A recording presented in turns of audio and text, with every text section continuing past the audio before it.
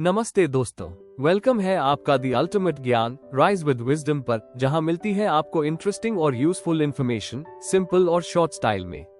अगर आप नए हो तो सब्सक्राइब करना ना भूलना और बेल आइकॉन जरूर दबाओ ताकि कोई भी अमेजिंग अपडेट मिस ना हो जाए। तो आइए स्टार्ट करते हैं। प्रिय विद्यार्थियों, आज का हमारा अध्याय है global debt and equity market, यानी वैश्विक ऋण और इक्विटी बाजार। जब हम इंटरनेशनल फाइनेंशियल मार्केट की बात करते हैं तो हमें समझना चाहिए कि ये केवल मुद्रा लेन देन तक सीमित नहीं है, बल्कि यह वह मंच है जहां दुनिया की सरकारें, कंपनियां और निवेशक अपनी अपनी आवश्यकताओं और उद्देश्यों के अनुसार धन का आदान प्रदान करते हैं।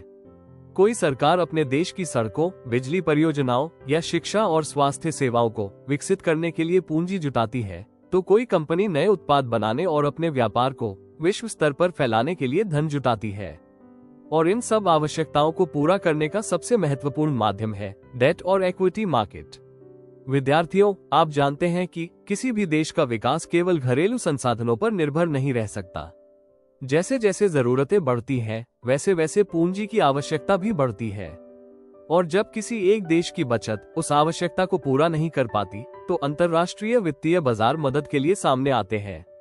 डेट मार्केट और इक्विटी मार्केट मिलकर एक ऐसा अंतर्राष्ट्रीय मंच तैयार करते हैं जहां बचत करने वाले और धन की आवश्यकता रखने वाले यानी बोरोअर्स मिलते हैं।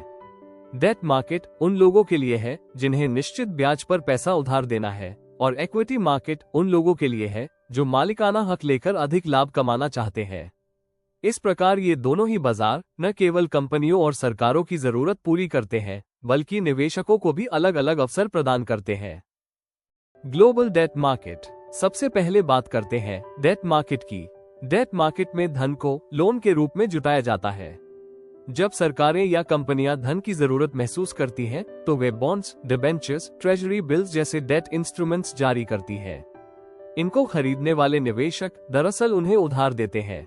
इस उधार के बदले निवेशकों को निश्चित ब्याज यानी फिक्स्ड इंटरेस्ट मिलता है, और एक निश्चित अवधि के बाद उनका मूलधन भी वापस कर दिया जाता है।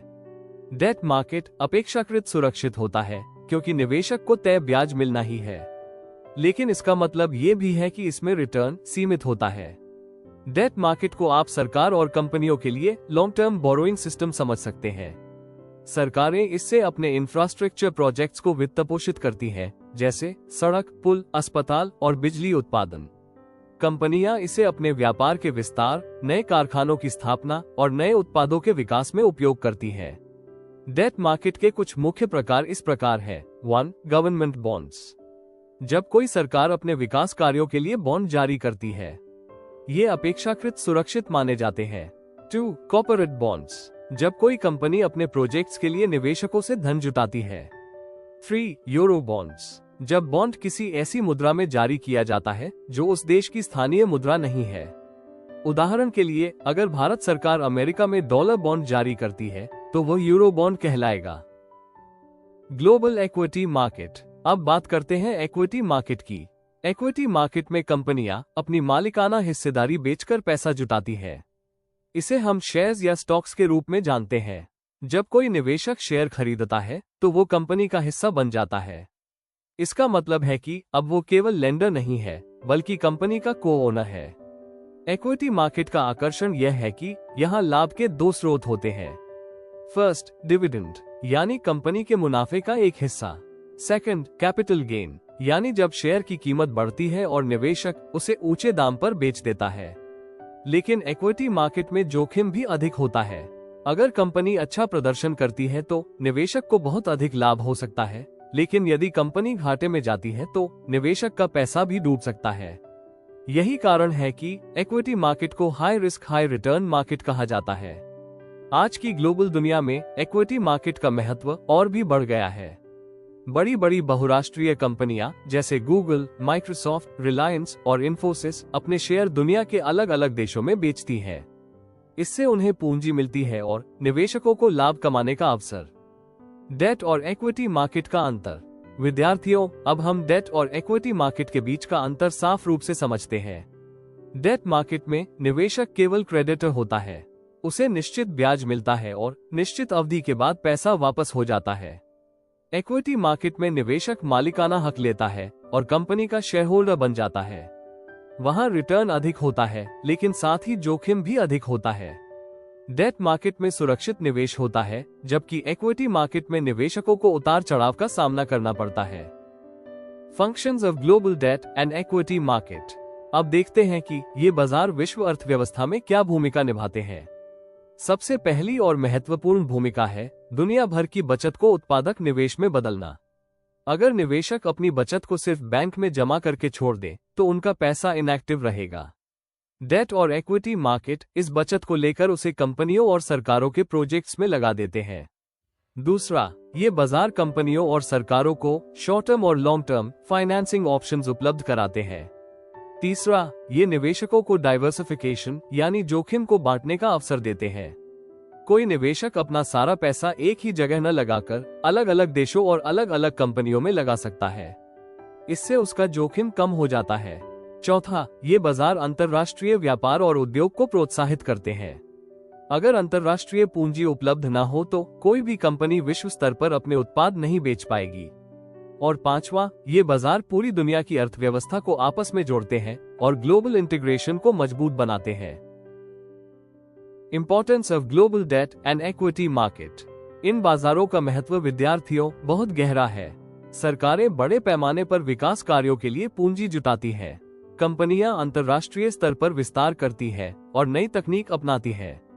निवेशकों को अधिक रिटर्न और ग्लोबल अवसर मिलते हैं। ये बाजार ग्लोबलाइजेशन को मजबूत बनाते हैं और देशों के बीच आर्थिक सहयोग बढ़ाते हैं।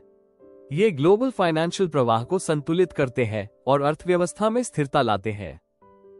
चैलेंजेस। लेकिन विद्यार्थियों, ये बाजार बिना चुनौतियों के नहीं है।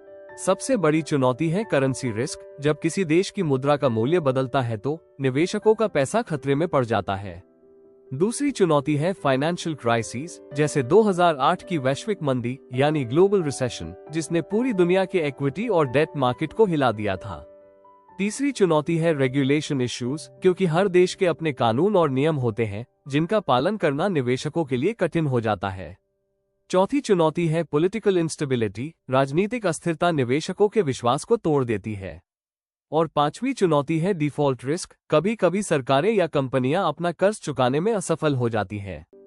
इससे निवेशकों का पैसा डूब सकता है। प्रिय विद्यार्थियों, ग्लोबल डेट और इक्विटी मार्केट केवल फाइनेंशियल लेन देन का माध्यम नहीं है, बल्कि यह पूरी ग्लोबल अर्थव्यवस्था की बैकबोन है। डेट मार्केट हमें सुरक्षा और स्थिरता देता है, जबकि इक्विटी मार्केट हमें अवसर और ऊंचे रिटर्न का लालच देता है। दोनों मिलकर एक ऐसा संतुलन बनाते हैं जो किसी भी देश और पूरी दुनिया की अर्थव्यवस्था को आगे बढ़ाता है। लेकिन हमें ये भी याद रखना चाहिए कि ये बाजार बहुत संवेदनशील है। किसी एक देश की नीतिगत गलती या राजनीतिक अस्थिरता पूरी दुनिया के निवेशकों और कंपनियों को प्रभावित कर सकती है। इसलिए हमें इनकी गहराई को समझना चाहिए और ये सीखना चाहिए कि कैसे इन बाजारों का उपयोग सुरक्षित और बुद्धिमत्तापूर्ण तरीके से किया जाए। Thank you. अगर वीडियो पसंद आया हो तो एक लाइक जरूर कर देना और कमेंट में बताओ आपका क्या थॉट है। चैनल को सब्सक्राइब करो और शेयर करो अपने दोस्तों के साथ। नॉलेज बढ़ाओ फन के साथ। मिलते हैं नेक्स्ट वीडियो में। तब तक के लिए stay curious and keep learning and follow the ultimate Gyan. Rise with wisdom.